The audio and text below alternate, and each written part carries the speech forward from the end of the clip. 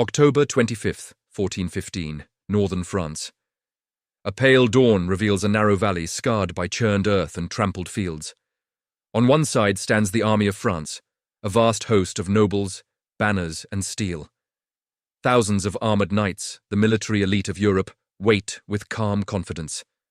Their armor is finely crafted, their weapons expertly forged, their reputations built on generations of battlefield dominance. They are well supplied, well rested, and fighting on their own land. Facing them stands a force that appears barely capable of survival. An English army of roughly 6,000 men, exhausted, sick, and dangerously underfed. Many are weakened by dysentery. Their armor is battered from weeks of marching. Their bodies are worn down by hunger and disease. Even their king, Henry V, suffers from illness as he prepares to lead them. To the French commanders, the outcome seems inevitable. This is not a contest between equal armies. It is the destruction of a trapped enemy. Yet before the day ends, thousands of French nobles will lie dead, their army broken, their confidence shattered. The starving invaders will survive against impossible odds. How did this happen? How did heavily armored warriors fall to an exhausted force that should never have reached this field? The answer begins decades earlier, in a conflict that reshaped medieval Europe, the 100 Years' War. For generations, England and France had fought over territory, inheritance, and the right to rule. English kings claimed the French crown through bloodlines descending from earlier monarchs. French rulers rejected those claims, defending their sovereignty with equal determination. What followed was a cycle of invasions, alliances, and battles that hardened into national rivalry. By the early 15th century, England's position was uncertain. Internal conflict had weakened royal authority. Rebellions and political struggles had shaken stability. Epidemics had reduced the population and strained resources. Many believed England lacked the strength to challenge France again. Henry V believed the opposite. Young, disciplined, and intensely focused, he viewed war not only as conquest, but as a means to secure legitimacy and unify his kingdom. Victory abroad could strengthen his rule at home. He revived England's claim to the French throne and demanded recognition from the French crown. When negotiations failed, he prepared for invasion. In August 1415, Henry crossed the Channel with his army and laid siege to the strategic port of Harfleur. The operation succeeded, but the cost nearly destroyed his force. Disease spread rapidly through crowded camps. Dysentery weakened soldiers to the point where many could not stand. Supplies dwindled, and casualties mounted even without battle. Horses died, equipment deteriorated, and morale suffered. Holding Harfleur would require reinforcements Henry did not possess. His army was shrinking, and winter approached. The campaign could not continue. Henry chose withdrawal. He would march north across hostile territory toward the English-held port of Calais, where his remaining forces could find safety and resupply. The march itself was dangerous, long, exhausting, and constantly threatened by French attack. The French crown saw its opportunity. Determined to eliminate the invaders, France assembled a massive army drawn from across the kingdom. Powerful dukes and regional lords gathered their retinues. Heavily armored knights prepared for decisive combat. Elite cavalry organized for shock assaults designed to break enemy lines through sheer force. Thousands of men-at-arms, trained for close fighting with swords, poleaxes, and maces, formed dense ranks of professional soldiers. Crossbowmen and archers provided additional support. The French also carried memories of humiliation. Earlier defeats at the Battle of Crécy and the Battle of Poitiers had exposed vulnerabilities in traditional knightly warfare and damaged national pride. Many nobles viewed the coming confrontation as an opportunity to restore honor and erase decades of embarrassment. French forces moved quickly, blocking Henry's route to Calais. The English army, weakened and far from home, found its path cut off. Retreat was no longer possible. Battle could not be avoided. On the night before the confrontation, both armies prepared in sharply different ways. The English endured severe hardship. Many lacked proper shelter. Food was scarce. Armor and clothing were damp and heavy. Soldiers rested where they could, conserving what little strength remained.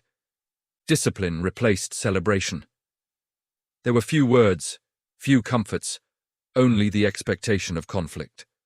Across the valley, the French camp projected confidence. Nobles dined together, confident in their superiority.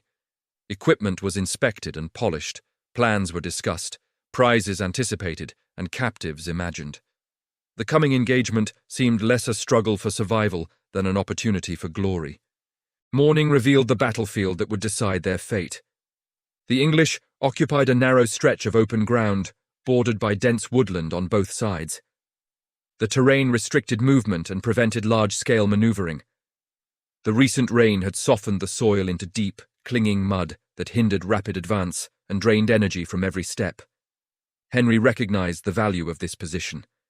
His smaller army could not withstand encirclement on open ground, but in a confined space, the enemy's numerical advantage would be limited. He arranged his forces accordingly. At the center stood dismounted men-at-arms, heavily armed soldiers prepared to hold the line. On the flanks, he positioned thousands of longbowmen. These archers wielded powerful bows capable of launching arrows with tremendous force and speed. Before them, they planted sharpened wooden stakes, angled outward, forming a barrier against cavalry charges. The French army deployed opposite them in multiple divisions. Their front line consisted largely of dismounted knights and nobles who sought personal honor in direct combat. Behind them stood additional waves of men-at-arms, ready to reinforce the attack. Cavalry units positioned themselves on the wings, intending to sweep around the English flanks and destroy the archers. The two armies faced one another in tense silence. The French expected the English to remain on the defensive, weakened by hunger and fatigue. Time favored France, but Henry understood that delay meant slow destruction. He advanced his line forward, narrowing the distance and forcing the enemy to respond. The challenge worked. French commanders ordered the assault. Mounted cavalry advanced first, seeking to overrun the English archers. The attack immediately encountered difficulty. The ground slowed the horses, disrupting speed and formation. Before the riders could regain momentum, arrows filled the air. Thousands of shafts struck horses and men alike. Wounded animals collapsed or panicked, throwing riders into confusion. The assault faltered and broke apart, leaving the French advance disorganized. The main French force pressed forward regardless. Thousands of heavily armored knights advanced on foot toward the English position. Their armor provided excellent protection, but restricted movement and increased fatigue. Each step through the thick mud required immense effort. Formation cohesion weakened, as soldiers struggled simply to move. English longbowmen fired continuously. Even when arrows failed to penetrate steel armor, their impacts caused injury, disorientation, and exhaustion. Horses screamed, men fell, and the advance slowed further. When the French finally reached the English line, they encountered a disciplined defense. English soldiers fought from prepared positions, striking at exposed joints and vulnerable points in armor.